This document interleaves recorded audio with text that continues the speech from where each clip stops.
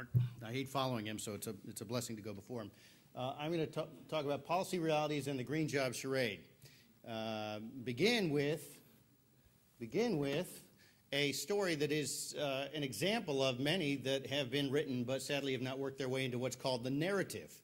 This was in Forbes, as was a very revealing one, an interview with John Rowe of Exelon and so on. This is titled Utilities Could Cash In on Climate Bill, and it's an interview with the CEO of the largest coal burner in the country, American Electric Power, in which he's saying, of course we're the ones behind the climate agenda. In our industry, the only way to make more money is to work with the state to make sure they make us spend more money on exotic things and back up, and we pass it all through to the ratepayer, that is the economy, with a taste on top for ourselves. And he's very candid here. And there are several of them. And in fact, I detail many of these interviews in Power Grab. They just need to be given a little more notice. This is what's called crony capitalism. It is the hallmark of the progressive era, but also of the global warming industry. In that progressive era, I'm quoting Ray Charles here, not Ray Charles, Ray Childs. Though you should keep up with Ray Charles for too. Leading industrialists, quote, faced with seemingly insurmountable problems. Read Jeff Immelt's interview where he says we're all Democrats now, the government's moved in, and it's not going away, so we're just going to enjoy it. Well, faced with seemingly insurmountable problems, as Immelt says, they initiated the drive for federal regulation, government regulation of their industry, gleefully handing over control to the government in return for guaranteed rate increases and guaranteed profits.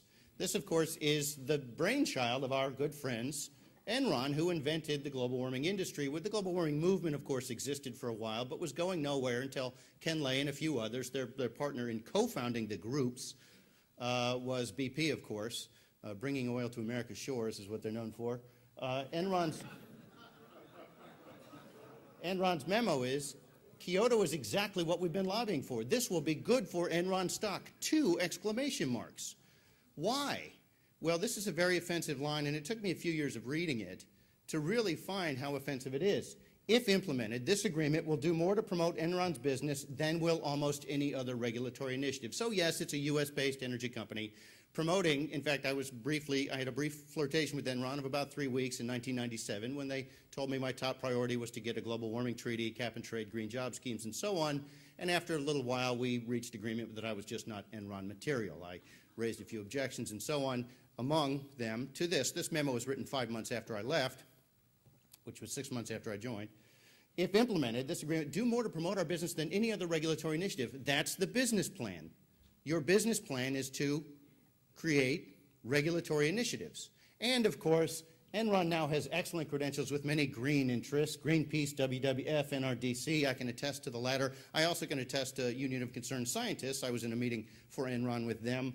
U.S. Climate Action Network, and so on. This position should be increasingly cultivated and capitalized upon, in parentheses and misspelled, but you get the point, monetized. That is what Bruce Yandel called the Baptist and Bootlegger Coalition, 2 disparate entities with no real shared interests except for the shared interest in prohibition. In this case, Enron bought uneconomic industries, uneconomic interests, something now known as GE Wind. Well, that was Enron Wind. Before that, Zond Wind, they bought it. Big solar interests and so on, and they set about and a gas pipeline, like the gas industry is pushing this agenda now, because that would add value to their investments, particularly the ones purchased on the cheap because they're uneconomic. Now, so Kyoto failed, cap and trade failed, Alan's right, and so they moved on at the shellacked press conference, if you recall, to other ways of skinning the cat. Now, this didn't sit well with everybody. You may have heard former Vice President Al Gore last week coming down pretty hard on the president, who has moved away from Gore's do what I want or everyone die line, and instead to sort of, there's a buck in it for you, and the old, you too could install windmills, a temporary job, as I'll discuss in a moment.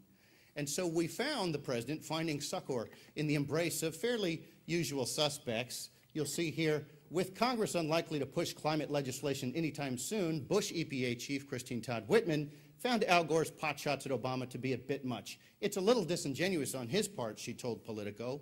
Why? Well, she said, Obama may not talk about climate change a lot, but he's going to backdoor it through clean energy.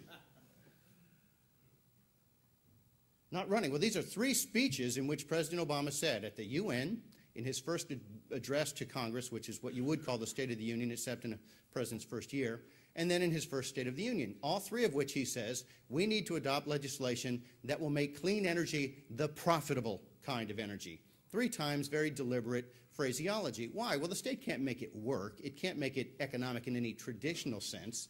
It can only make the things that do work much, much more expensive to make those, and then add other prop-ups for the wind, solar, et cetera, the things that are uneconomic and are not new and are not nascent and should be allowed to compete as they claim they want. And so he said that we need to do this in 3 separate speeches. That's the new plan.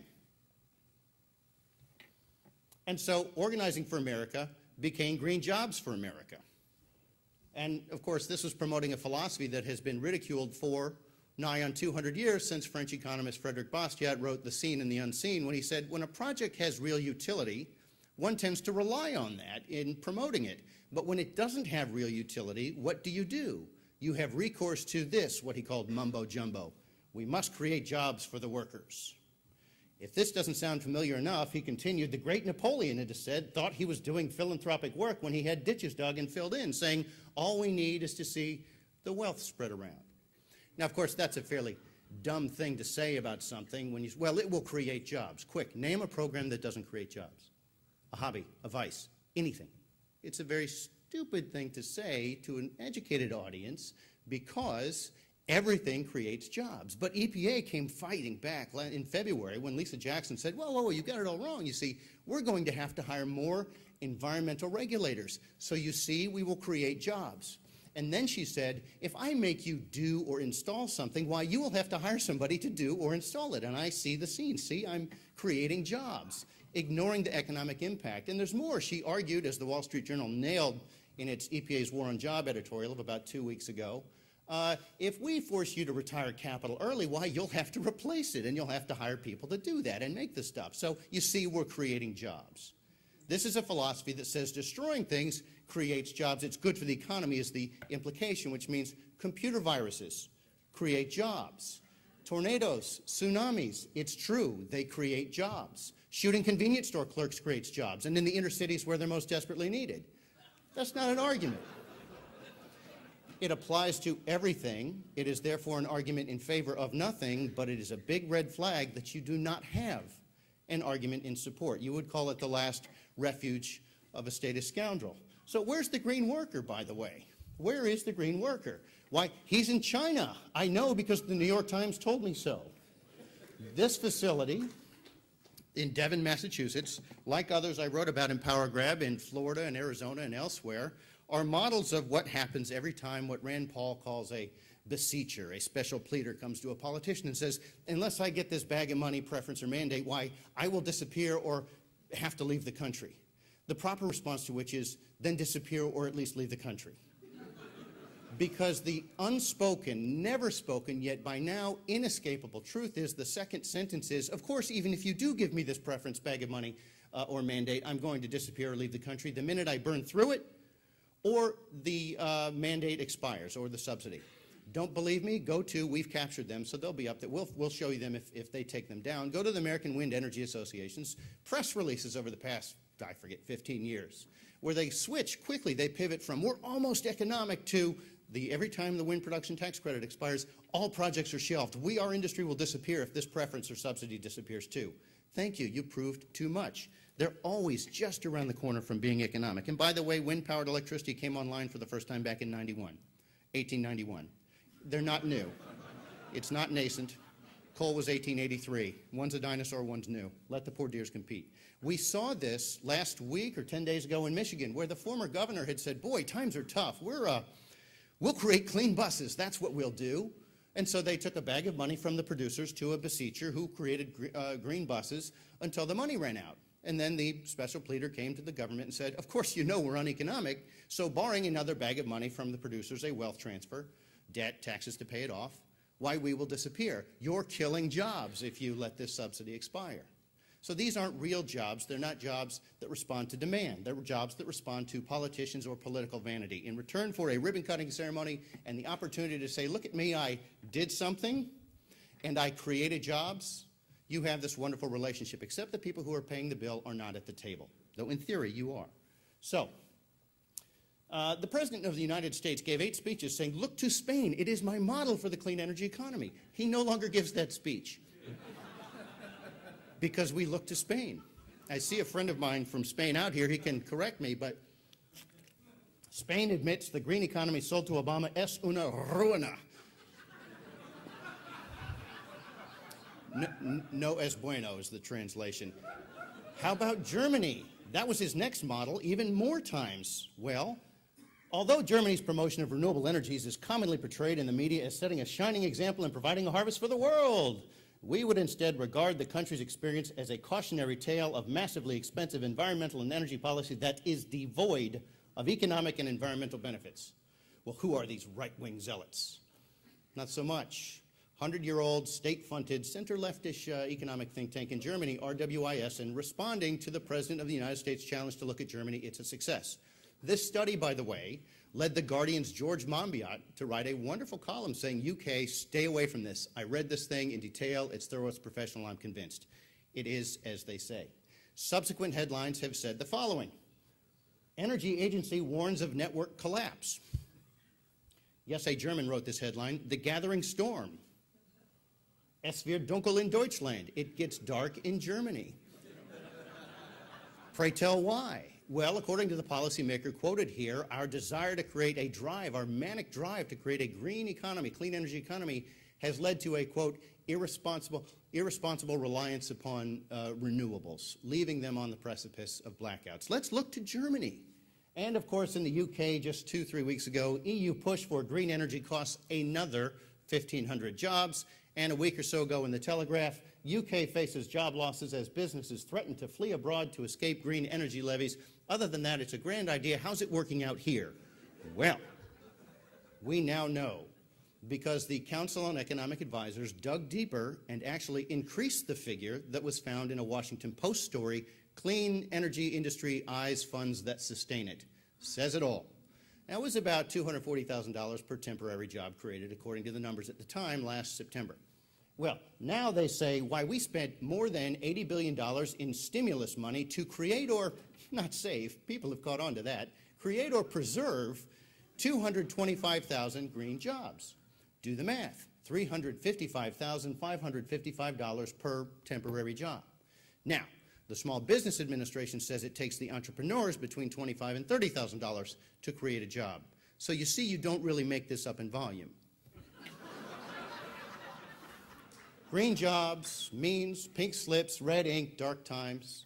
I believe in believing them. You remember our friend Van Jones? He said the slogan of green jobs is just that, a slogan. The slogan of green jobs is the banner under which all of the pro-democracy forces can gather for the next big assaults. This gentleman was particularly helpful. He's the principal lead author of the IPCC's Working Group 3, that collection of 2,000 world's leading climate scientists, anthropologists and economists and so on mostly. But anyway, he's the lead author, principal lead author of Working Group 3, Otto Edenhofer. His co-author is an economist from Cuba, incidentally, which is where we all turn when looking to grow the economy. Otto Edenhofer says one has to free oneself from the illusion that international climate policy is environmental policy. I am so freed. Climate change policy is about how, quote, we redistribute the world's, de facto, the world's wealth. Otto Edenhofer, why would he lie like this? All of these people, I'm telling you nothing of my own, these are all other, why are they all lying like this? Because we know it's not true, right? I have here in my pocket a weight, it won't cost you anything. In fact, we'll all be millionaires from selling windmills to each other. That's the line now. But these are all candid admissions, what you call in Washington a gaffe. So, finally, agreed. No more make-believe. It's an economic restructuring bill for the global economy. We should not pretend that it isn't. I agree. Look, it's not about climate. The issue isn't the issue, as their mentor in Chicago taught them. It's not about climate. Nothing ever proposed would detectably impact the climate. I'm just saying that's what the climate models on which this is premised say. It's not about jobs. All of the success stories we used to hear are no longer cited. Why not? Because they were scrutinized. It's not about providing or replacing energy. All these people who say, no, what we really have to do is, you see, we have to make the stuff that works so expensive because then there's not enough profit incentive, apparently, to create the next generation of energy. There really isn't, apparently. You have to make the stuff that works so expensive to force us into creating pixie dust or flubber. And then they say, well, and then they say, for decades, from Jeremy Rifkin to Andy Revkin to Paul Ehrlich to Amory Lovins, the worst thing we could do was invent an abundant, affordable, reliable, clean-burning energy source. Remember that? So it can't really be about that either, unless they really have come around. Success stories are no longer cited. It's about what it would do. It's about what they've said they want. And remember, all these things I'm just asking you, why are they all lying to us, right? It's about what they said they want. I believe them. They've declared ideological war on all domestic energy sources that work. I'll tell you what the president has said, and Stephen Chu and so on, but you probably all know it. They vowed higher gas and electricity prices, all of which is covered in here. Thank you.